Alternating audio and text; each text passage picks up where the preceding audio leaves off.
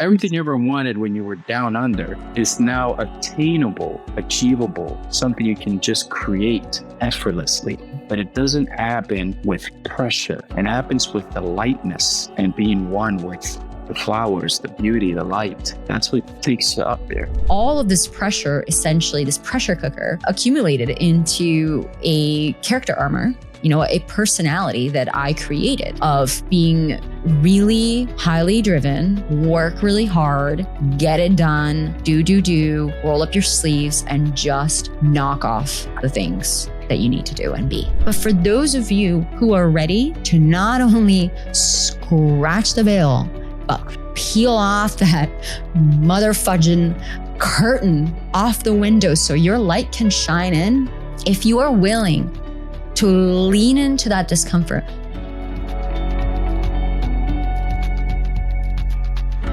Welcome to It's Not What You Think, the podcast that takes you on a transformative journey to rewrite your story of greatness and reawaken your soul's purpose. I'm your host, Celinne Da Costa, a subconscious mind expert, master coach, and believer in the limitless power and magic that lives within all of us. My intention in this podcast is to propel you into your next level of success so that you are free to create the life that your heart most desires. Through deep, actionable insights, personal stories, and world-class guests, I'll provide you with the tools, strategies, and resources you need to unlock the fullest expression of who you're meant to be in this lifetime so that you can consciously design a reality that is beyond what you could have ever dreamed of. Join me on this journey to personal growth and evolution, and let's live our lives in accordance with our highest soul's calling. This podcast is your weekly check-in to help this path become more simple, obtainable, and fun. Thank you for tuning in today, and now let's dive in.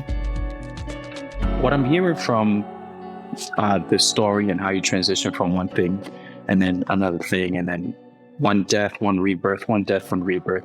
I'm hearing there is an alpha and an omega, a death and a rebirth and all of these transitions, all these points in your life.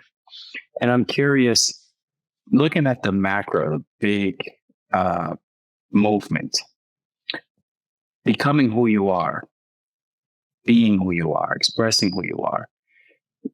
We're listening to a destruction of who you used to be. And I'm curious, can you tell me a little bit about the construction of who you used to be? How did the subscription to that story, that narrative happen? Can you tell this guy's a coach? Damn, that's a sexy question. I will do my best to deliver a sexy answer. So what I'm hearing is for those listening, they're like, can somebody please translate this? You're asking me about my past and how I came to construct this identity that when, in the moments where I'm speaking to, I then needed to deconstruct in order to return back to self, or a higher expression of self, rather, because we're always returning back to higher and higher levels of ourselves. That's what you mean, yeah? That's right. Yeah. That's right. Because there's a lot of listeners that are still subscribing to their old story. And perhaps they're listening to this, taking advice from their old story, telling themselves, oh no, this happened, that will never happen with me. Mine's is different. My story is real. I actually have trauma and this experience and that experience. And it may be helpful, may be powerful for them to hear what is it that you deconstructed? How did it come together? And what was it? I love this question because rather than it being about tell us your story, it's really around tell us the parts of your story that I really needed to deconstruct in order to reconstruct and reassemble myself in a more coherent, aligned manner. So there's a few important pieces of my story that come up, and I'm just going to go with where my intuition is guiding me. The first piece is that, contrary to what sound may deceive, I I am not from the US, even though I spent time there. And this is really important part of my story. I was born and raised in Rome, Italy, to an Italian father, and my mother is Brazilian, which is also a very important part of my heritage, is that South American piece, the Italian piece. It's 50-50. It's half of me, And my biological father, as we've noted too in the beginning, was not part of my life until I was 14 years old. And it's going to become clear why as I finish this piece of the narrative. And, growing up in Italy, I just remember, my mother met my ex-stepfather when I was 3 years old. So a lot of my childhood, I remember, funny enough, being before 3, just being with my mom, a single mom who really, really went through a lot of trauma herself, really, really struggled, especially raising a child in the middle of a city, in the middle of a country that she was not native to, without the support of her own family. And so my early years, even when we look at our conditioning and how much of actually our entire identity is set even before the age of 7, before we awaken to the realization that we're not fixed to that identity, most people are walking around with the belief systems of a pre-7-year-old. And that was my case as well. The belief systems and the conditioning of a pre-7-year-old. And I find this so much in people that I work with and people that I meet. And every time there's conflict, I work with a lot of clients, corporate clients, where there's conflict in the workplace, and 9 times out of 10, it's just like 2 people reenacting their trauma before they were 7. It's crazy, like how it actually deeply influences our everyday reality. And so it's important to understand where part of my story originates, like in that not part of it. Most of my story is really set by that age. So it was marked by growing up with a really distressed, very angry, very upset mother, and rightfully so. My father, for his own reasons, I've done my work with both the mother wound and the father wound, which will actually be another episode for another time, to really understand their reasons why. So there's no judgment here. And the reality was that my father was not ready to have a child. He was not ready and not willing at that time in his life. My mother was. And she moved forward with that. And she also had to deal with the reality of, being a single mom in a different country with not a lot of support. And so it was really tempting for her to meet my stepfather and believe that she could provide a better life for me, and to, come into romantic relationship with this man. And so I remember moving into that house when I was 3 years old, and going from living in a tiny little apartment, because, we didn't have a lot of money, to being like more like middle upper class, like having a house with my own room, and growing up and having that childhood before the age of 7, living in Italy, with my quote unquote, surrogate family. Because my stepfather also had 2 older sons that were significantly older than me. And coming into, when I was 10 years old, I moved to the United States because my stepfather at the time had received a job offer that transferred us there in Connecticut. And I remember it was a huge shock to me it's normal. You're 10 years old and you're Italian and you're used to being in Italy and that's your life. And then all of a sudden you're getting transplanted to this really cold place. It was March that I moved. It was snow. It had only snowed 1 time in Italy in the 10 years that I lived there, in Rome. I'm specifically, not Italy, it's Rome. And just being transplanted into this place where I didn't speak the language. And, the houses look different. The architecture is different.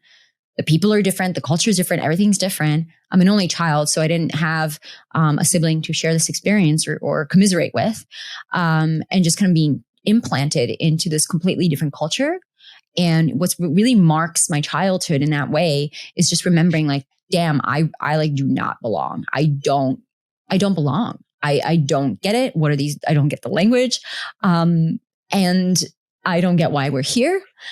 I don't want to be here. And so my early adolescence was marked by this feeling, number one, of like, I don't belong.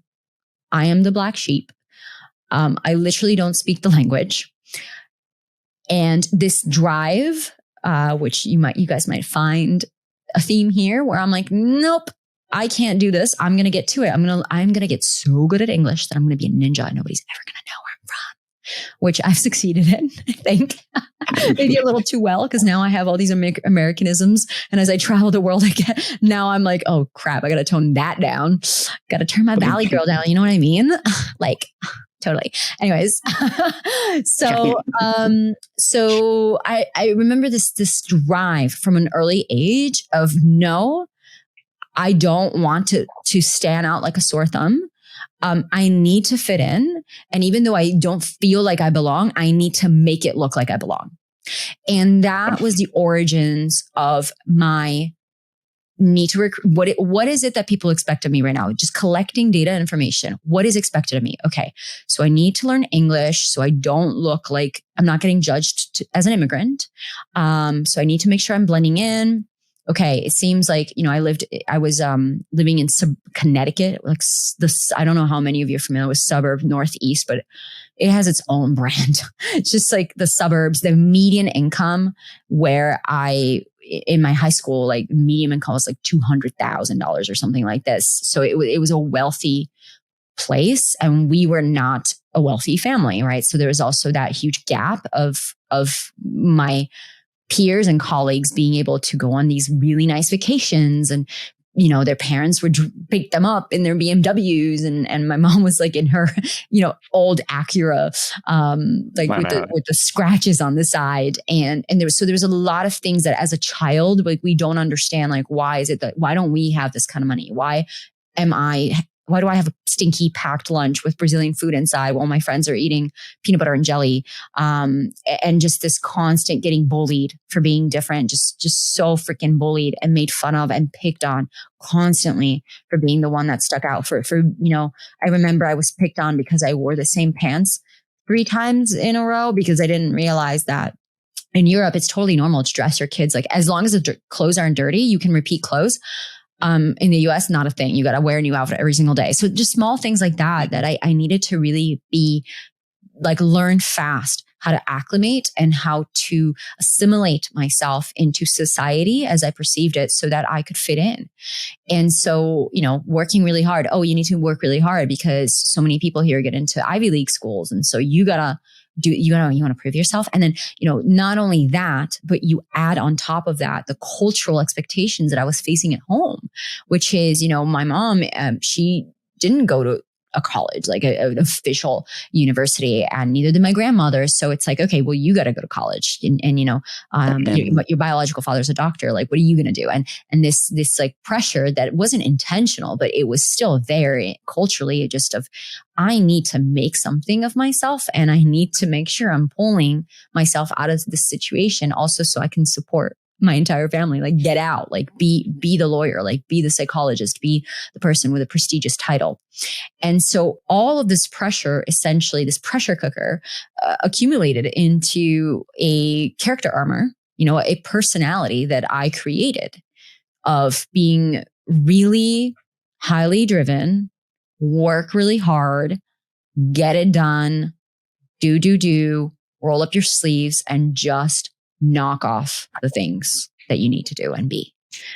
And I had a very clear prescription that was given to me about who I needed to become. You need to become successful, go to corporate, like make a lot of money, make sure people respect you, be successful, like whole laundry list of things that I was very clear on who I needed to become, even though I never stopped to think about whether I wanted to become that.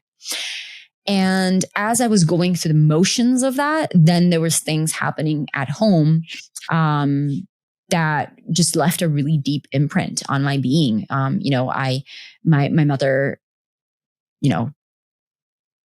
I love her, and she was really, because also my stepfather was quite abusive in nature, she was just very psychologically distressed most of the time I've known her, and very emotionally dysregulated. And again, didn't have the tools or the support system to be able to move through life gracefully or in peace. And so it was extremely turbulent. Every single day they were fighting. Every single day I was exposed to two people tearing each other apart. And occasionally that anger would spill over and get directed at me, that as a child who didn't know, like, why am I getting screamed at right now for reasons that I don't understand? And so I grew up in this very tumultuous, not peaceful, like very like violent environment where I did not feel safe in any way, shape, or form. I was not, and I definitely didn't feel safe to emotionally express myself. It was not okay, because the theme of the house was anger, rage, projections, distortions, and just staring each other apart. So with that upbringing, and then also like that also adds pressure of like, okay, I really got to get my shit together, and I need to get out. Like I need to do something so I can get out of here and like remove myself from the situation.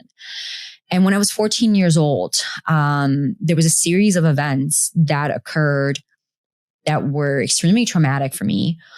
One of them was that my stepfather, well, first of all, he attempted to molest me. Thank God I was in a space where I was able to say no. And then within months of that event happening and me turning him down, he walked out on us. And it was like, it was out of the blue. It was 1 month he was there. And then he announced that he was leaving. And in less than a month, he packed up his stuff and he left. And in the process, he also sold the house that we were living in, like behind my mom's back. Like she would go to work and he would have people come over and like see the house. And so in a matter of months, we were left living in like this tiny little apartment in like not a safe neighborhood. We were living in a wealthy area, but we were in this is where like all the people that aren't wealthy and can't afford to live in the nice areas go. Like this tiny 2-bedroom with paper thin walls and just tight, gross energy about it. And I went from living in this like really nice, spacious 3-bedroom to this tiny, cramped little apartment. And my stepfather was the breadwinner. So all the financial responsibility like transferred to my mom, who only had a part-time job at the time. And then not only that, but he took my dog, which was horrible. Like my grandfather had gifted me a dog, and my stepfather just took the dog it was like my best friend. So I was left without a dog, with a stepfather who for 10 years, I thought like I was calling him dad. I thought he was my father.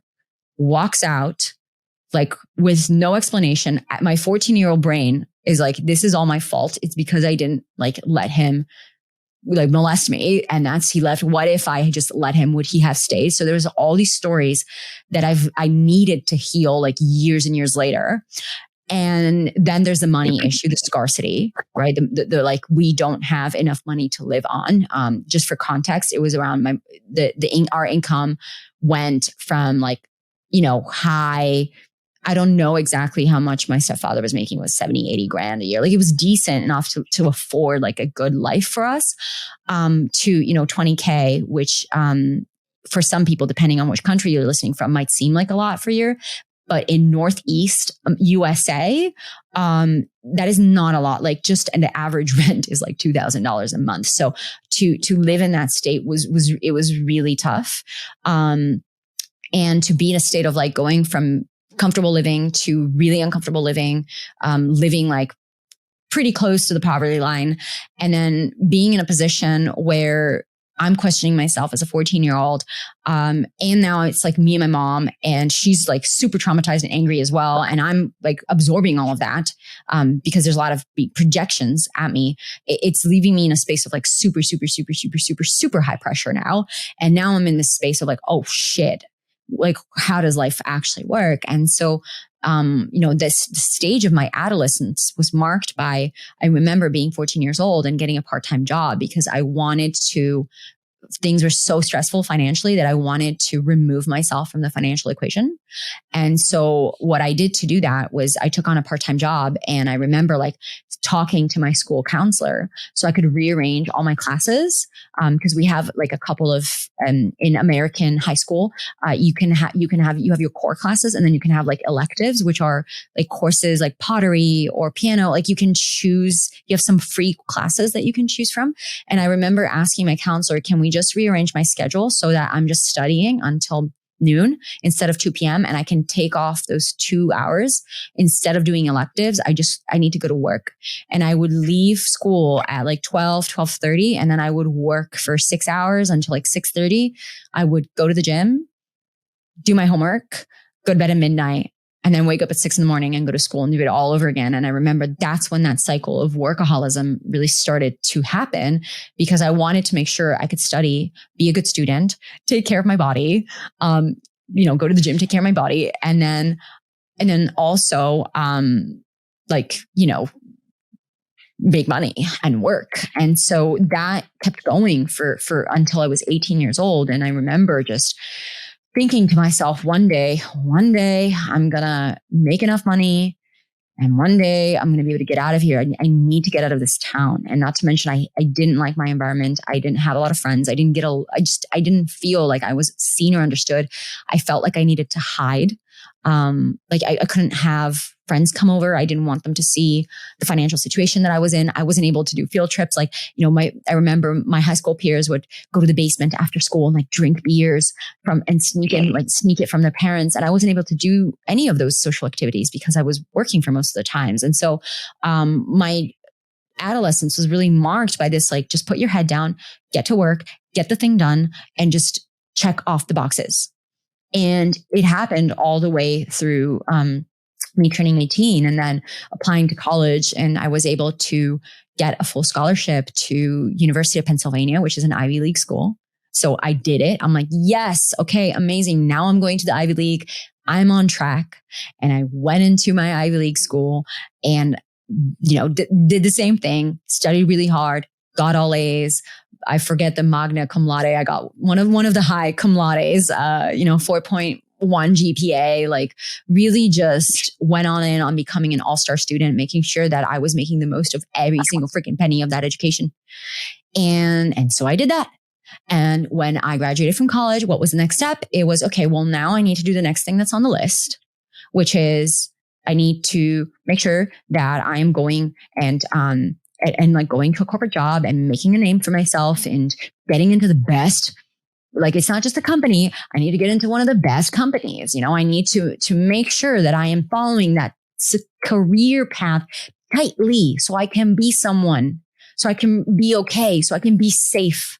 Consistently externalizing my sense of self-worth, my sense of like success, and my sense of safety to be a carrot that I needed to chase outside of me, which is something, one of the reasons why I'm able to coach overachievers. Like, I'm coaching CEOs and executives and Fortune 200 companies and like their teams is because I so deeply, like in my bones, understand this feeling that unfortunately pervades so much of society, which is this, like, your self-worth comes from your work, how much money you make, and what it is that you can do. Like, how can you prove yourself? And I'm so intimate with this feeling, and I'm also intimate with the emptiness that it leaves and the distress that it leaves in our hearts. This empty feeling, this like hungry ghost where you can just keep eating and eating and you never feel like you're full because you're never there. You've never landed.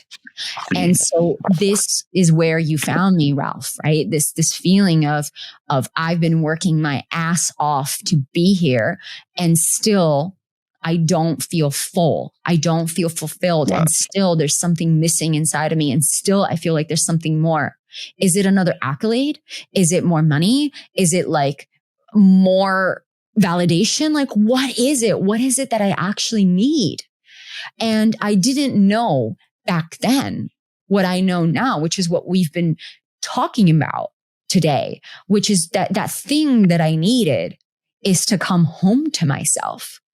That thing that I needed is to remember that all of these external carrots that I was chasing to prove myself worthy was just a byproduct of my conditioning and my trauma and my unresolved trauma that I didn't have the tools to deal with. I didn't have the know-how. I didn't have the support. And unfortunately, this is the reality for most of our planet. Like, we're walking around with the psyche of traumatized children in adult bodies. And because we're not doing this work to resolve our past and let it go once and for all, like truly, not just tell ourselves it's over, but truly through our mind, body, and spirit, release it, forgive it, let it go, instead of letting it go so that we can move forward and design our future as conscious, creative beings, like the creators of our reality. We just keep replaying and running the hamster wheel of our past. And I know this because I did this for a lifetime. I not only know this because of the amount of people that I've supported to break through this illusion and to help them design their lives, but the only reason I could even get in that space in my life is because of the ways that I was able to do it in mine. And I didn't know back then what I know now, which is that there was nothing. And I kept doing the charade for a few years to come until I learned how trauma works, until I learned how the subconscious mind works, until I actually understood what was happening in my nervous system, which was I was just reacting and recreating my trauma again and again and again and again and again and again. And so the work that you're referring, the deconstructing, is actually recognizing all of these life events that have shaped us into believing certain things about ourselves and acting a certain way.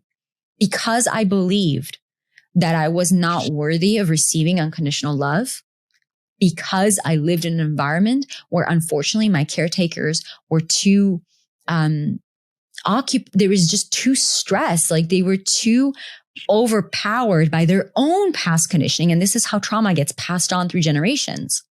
They were too overpowered by their own conditioning to be able to reconnect to love. And so I grew up in an environment where I believed that because this was not around me, this doesn't exist, and it's not available to me. And so every decision I made was through the filter of, I'm not worthy. I need to work harder in order for me to be loved. I need to do more in order to get to where I want to be. And every decision I made was through the filter of my past belief systems. And because of that, I just continue to create more of that reality in my life. And now I look back, having done the trauma healing, having learned how the subconscious mind works, how the brain works, how the brain processes trauma, and knowing all that I know, I understand now that all that was just a coagulation and a really big accumulation of unresolved past trauma that needed to be let go of. It needed to be let go of. And my first experience of that actually was with you, Ralph, when we worked through my eating disorder. And to actually experience the way that was so tied to my inability to process emotions and needing to eat to feel. There was so many things in there that my eating disorder, like by the time I went off and I left, it was gone. It wasn't just, I think it's gone. I'm convincing myself it's gone. Like, it was released through my body. It was liberated, and I was free to repattern my relationship with food. And I went through that same process with healing my relationship with my mother, healing my relationship with my biological father, who I met when I was 14. After my stepdad left, I was able to, there was a court order that he needed to meet me because of, I'm not going to go into logistics of that, but basically the Italian court, my mom was suing him, and they said, you need to meet your daughter. And then I started developing my relationship with him then. And through all of these pieces of forgiving my past, coming back into my sense of self-worth, like disconnecting my work from my value, healing my relationship with money, overcoming scarcity mindset. That is, people don't see this they look at, they can look at me now, for example, or I work with a lot of very successful people, and I know they go through this as well, where people look at me now and they're like, oh, what does Celinne know? Like she's, white, and she's earning 6-figure months, and she's a successful coach, and she has a blue check on Instagram, and she's been featured on Forbes and TEDx. Like, what the hell does she know about past conditioning? And what people don't see is that I know, because I couldn't have gotten here if I didn't go through that freaking portal of that underworld of the shadowlands of actually needing to face myself in my deepest, darkest moments. And I know you and I have done so much shadow work together, Ralph. And that's one of the beautiful gifts you've given me through your friendship and your mentorship, and the amount of shadow work that needed to be done, and the amount of healing that needed to be done, and the amount of unthinking and defragging of belief systems that needed to happen for me to be in a space today where I can say, like, my life is beyond anything I could have dreamed of. Anything I want to create, I know I'm capable of. I know I can create it, and I'm just getting started. It's a lot like, because all that pressure that you grew up under at home, at school, coming to a new country, not speaking the language, and then going home to chaos. So basically chaos everywhere. Not only was it cold, literally with the weather, but it was also cold metaphorically wherever you went. And, when it comes to that pressure and it pushing you, it's a lot like trying to climb a mountain with a bunch of baggage on top of you, a bunch of, and it crowds you, it covers you. All this baggage on top. And it creates a big round shadow, and all you see is that shadow, and it follows you everywhere. And I'm bringing this up because something very amazing happens when we start to question, right? It's not about what is it that you don't know, at least not yet. It's more about what is it that you're not questioning, We start questioning, what is this shadow that follows me around? And next thing you know, you realize, oh, there's that duffel bag, and you drop it. And of course you want to get to the top of the mountain. And then you drop another duffel bag, and it's like, throw that over there. Then another luggage, throw that over there. And you start to see the light around you. That little scratching the surface, you start to see a light around you. And then you notice there's flowers. And at that point, it's not even about climbing the mountain anymore. Now it's like, ooh, flowers. You start dropping more of this baggage because you want to go and look at these flowers, and they're so beautiful. You go, oh, there's another one over there. And you go and you grab that flower, and oh, there's another one over there. And you're just happy, just following these flowers, and the birds are singing. And then next thing you know, you're on top of the mountain. You're there. And it's like, how did I get here? It didn't happen through force.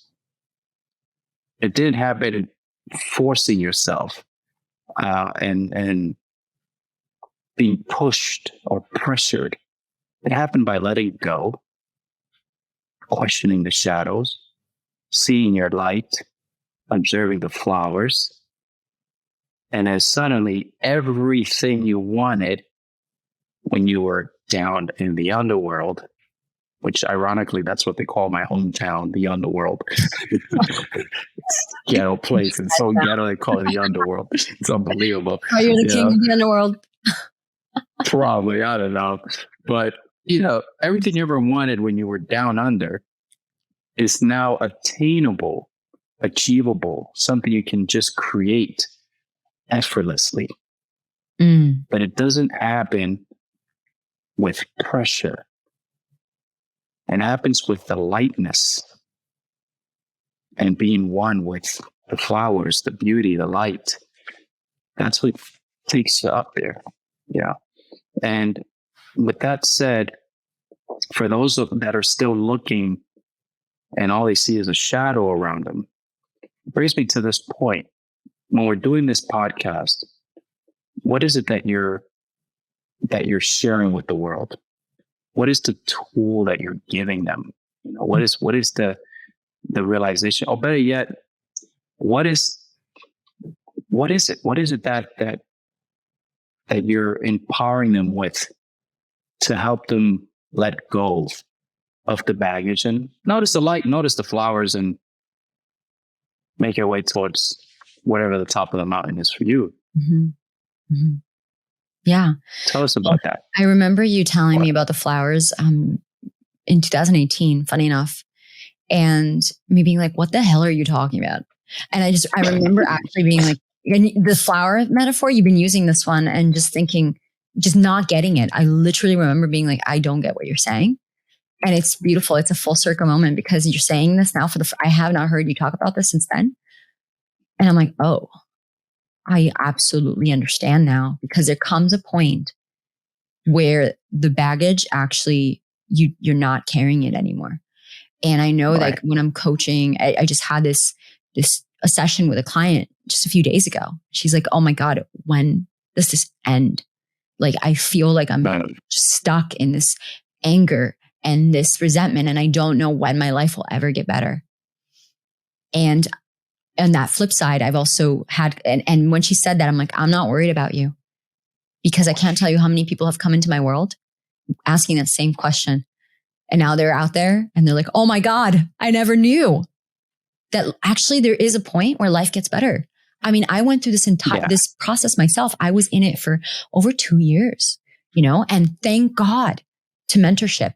Thank God to my coaches. Thank God for the support that I was receiving.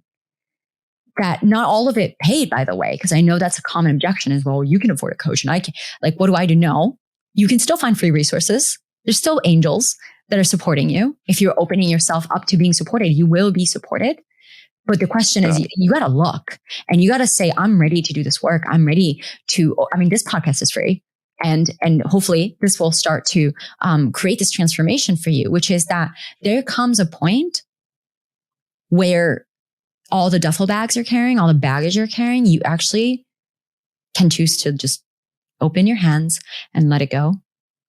And there comes a point where the journey isn't about you getting to the top of the mountain so that everybody can know that you're the top of the mountain and they can applaud you for being at the top of the mountain. And you can post about being on top of the mountain on Instagram, and you can like tell yourself you're on top of the mountain so you can be happy about it for 5 seconds. And then like be like, oh shit, well, what about, is there a taller mountain that I can climb? Like, what else can I do?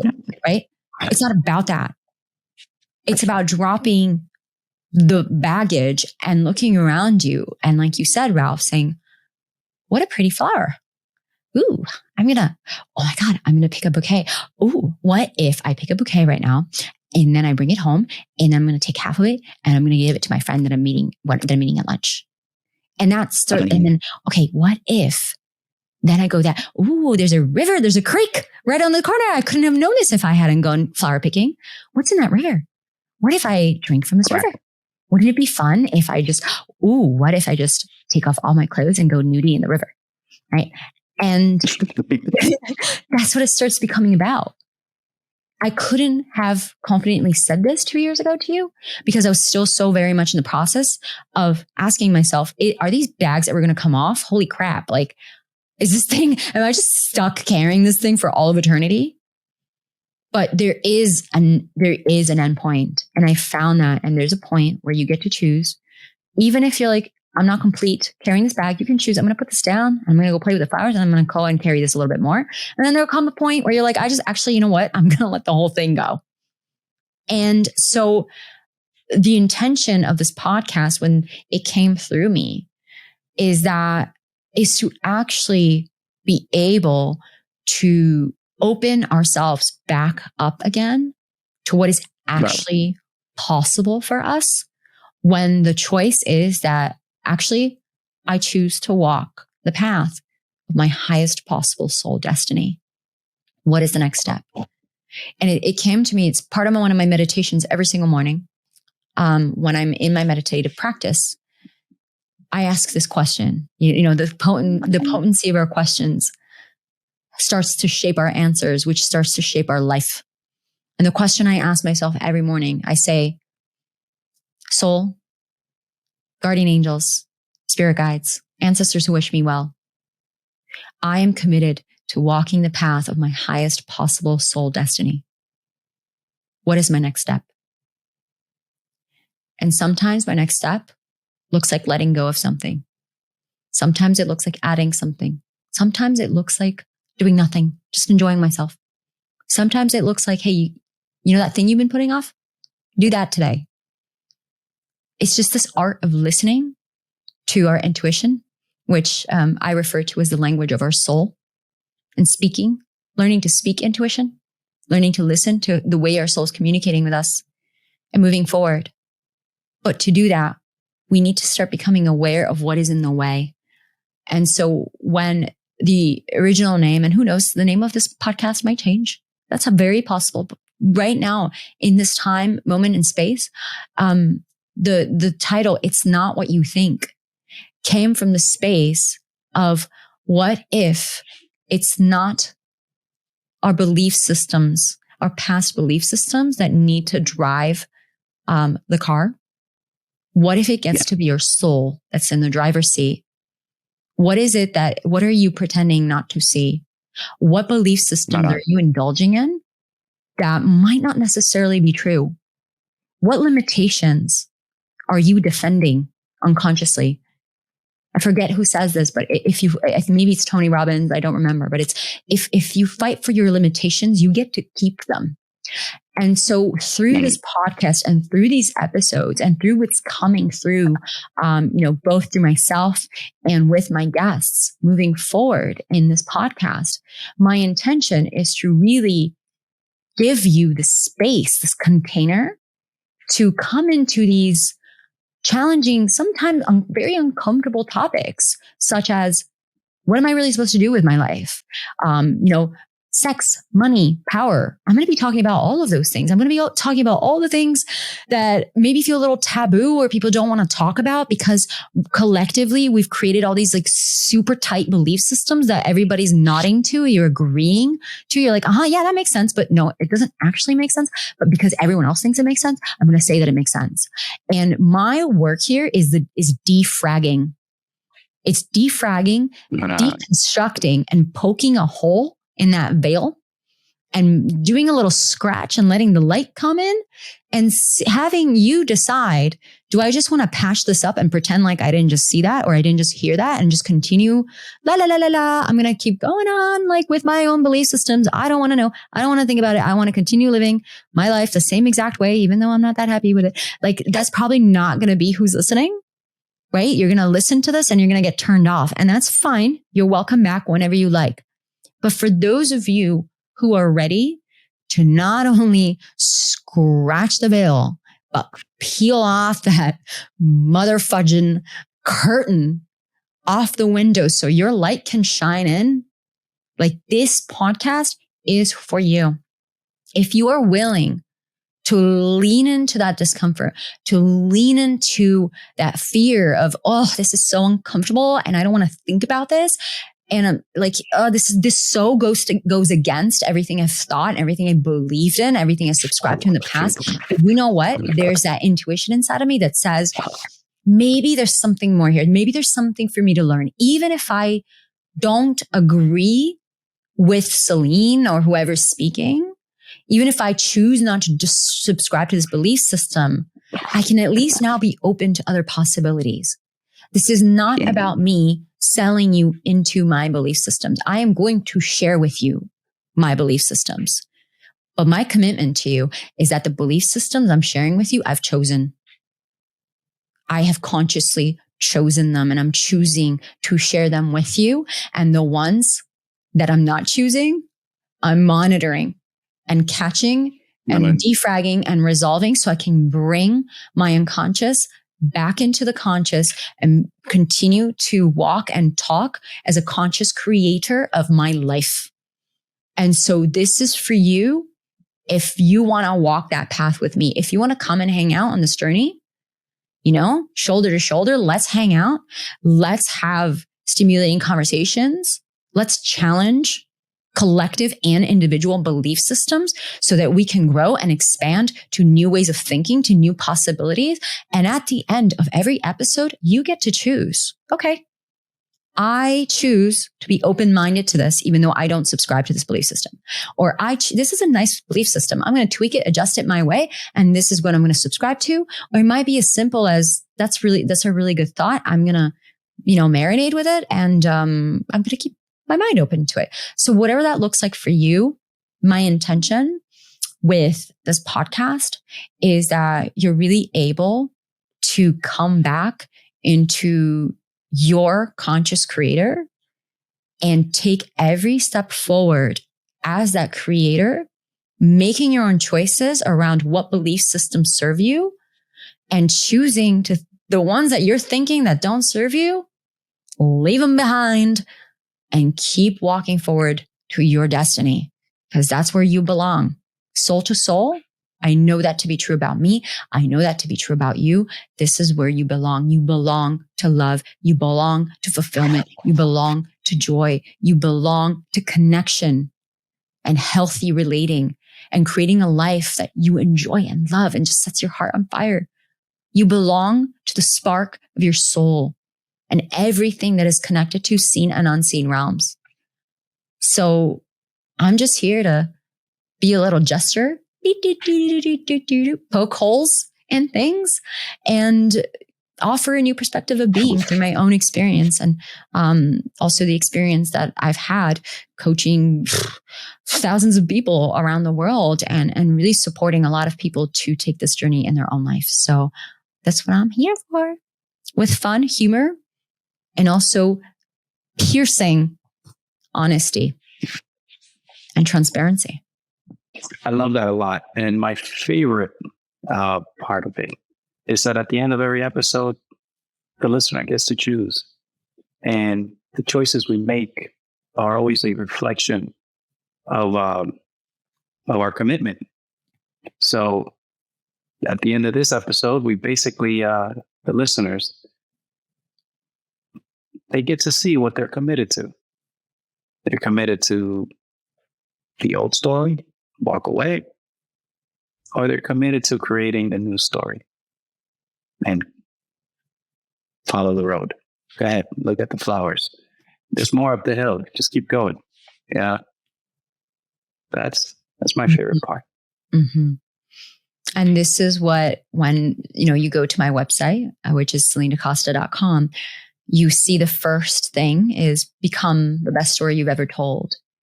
And one of my specialties is brand storytelling. And I've supported many people with creating a really powerful, compelling brand story so that they can externally, showcase themselves to the world. They can really show their authentic expression in a way that is business related and marketable. But the crux of it is this, like when people ask me, how is it possible that people go from being unknown to being like industry experts in the field? Like after working with me, it's just like, you can see it. Like they just bloom, they blossom. They get featured on Forbes, they get featured on TEDx, they go on Tony Robbins stages, like they build 7+ figure businesses. And the reason why that is not because I sat with them and like on a Word document, we created a pretty little story that they can like pitch to Forbes. That's not the work. The work is this.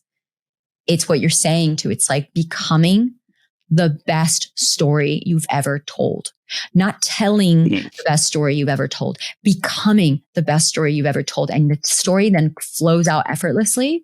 And then it's an incredible story, not because you're articulate or you took writing classes or some marketing strategist is sitting behind you, like cueing you and telling you what to say next or whispering in a little ear pod in your ear.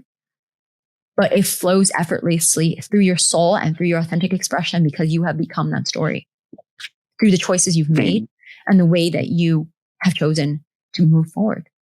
That's powerful. No. You reckon people will listen, Ralphie? I hope so. I hope so. And so it is done. I choose so. How about that? Amen. Amen to that. Beautiful. Wow. What a beautiful roller coaster ride.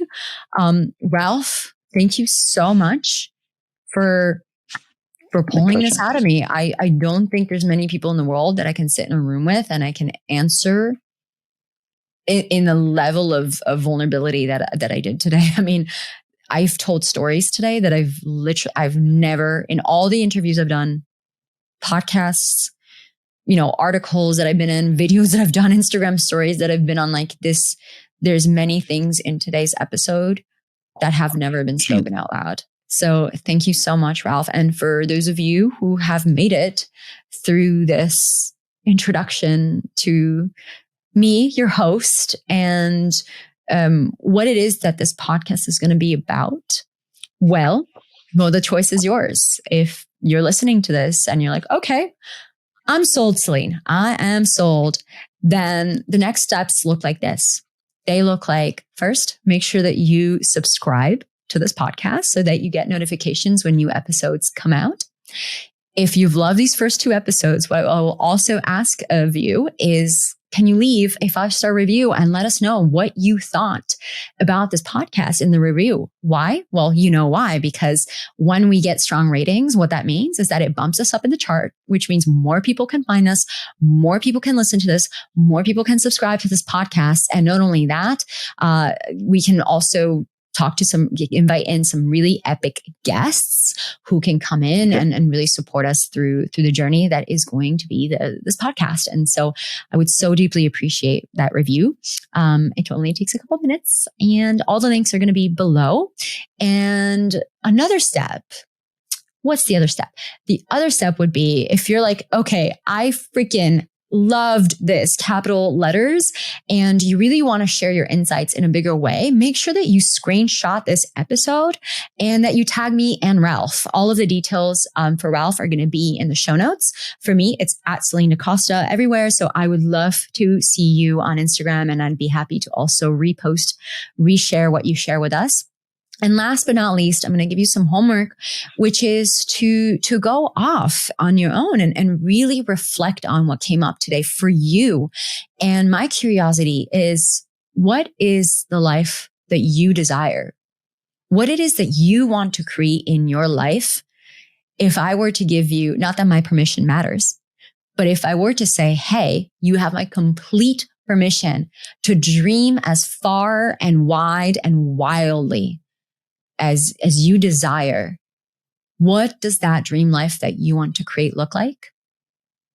What is currently getting in the way? Are there any belief systems, conditioning that is getting in your way right now that is blocking the flow and the access to you walking the path towards that deeper desire? And what are your next steps? What are the choices that you are going to be making next?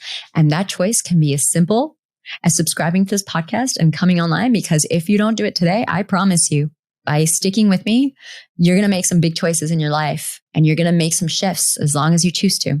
So welcome everyone to It's Not What You Think podcast.